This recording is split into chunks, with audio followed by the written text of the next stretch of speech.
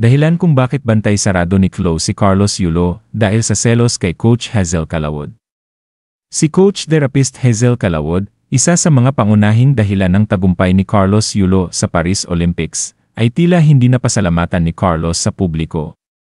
Ang hindi alam ng marami ay tila nagkaroon ng selos si Chloe San Jose, ang girlfriend ni Carlos, na nagdulot ng kakulangan ng pagpapahalaga sa Coach Therapist sa social media. Palagiang ipinagmamalaki ni Carlos Yulo na ang kanyang tagumpay ay dahil sa suporta ng kanyang girlfriend na si Chloe San Jose. Subalit, may isang mahalagang aspeto ng kanyang tagumpay na tila hindi nabibigyan ng tamang pagkilala. Hindi lamang si Chloe ang naging bahagi ng tagumpay ni Carlos, mayroon ding isang tao na sinasabing malaki ang naging bahagi sa kanyang pag-abot sa pagiging champion, at ito ay si Coach Hazel Calawod. Marami ang nagtatanong kung bakit walang pahayag o pasasalamat si Carlos sa kanyang coach therapist na si Hazel. Ito ay nagdulot ng pag-aalala at pag-usisa mula sa publiko, lalo na't ang mga tagumpay ni Carlos sa larangan ng gymnastics ay hindi matutumbasan ng alinmang iba pang pagsisikap.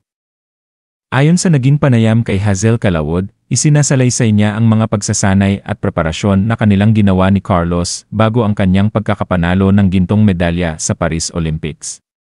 Sa panayam, binigyang diin ni Hazel ang mga sakripisyo at dedikasyon nila sa paghahanda upang makamit ang pinakaasam na tagumpay. Ngunit sa kabila ng lahat ng ito, lumabas ang balita na hindi talaga pinapayagan ni Chloe si Carlos na magbigay ng pampubliko o personal na pasasalamat kay Hazel. Ang selos na nararamdaman ni Chloe ang naging hadlang sa pagkilala ni Carlos sa kontribusyon ni Hazel sa kanyang tagumpay. Dahil dito, tila may kakulangan sa pagbigay ng pagpapahalaga sa mga tao sa likod ng tagumpay ni Carlos. Ang isyung ito ay nagdulot ng iba't ibang reaksyon mula sa publiko. Marami ang nagtataka kung bakit tila hindi malinaw ang pagkilala ni Carlos sa kanyang coach therapist, lalo na't siya ay isang mahalagang bahagi ng kanyang tagumpay. Ang ganitong sitwasyon ay maaaring magdulot ng hindi pagkakaintindihan at maging sanhi ng hindi pagkakaayos ng relasyon sa mga taong tumulong sa kanyang pag-abot sa kanyang pangarap.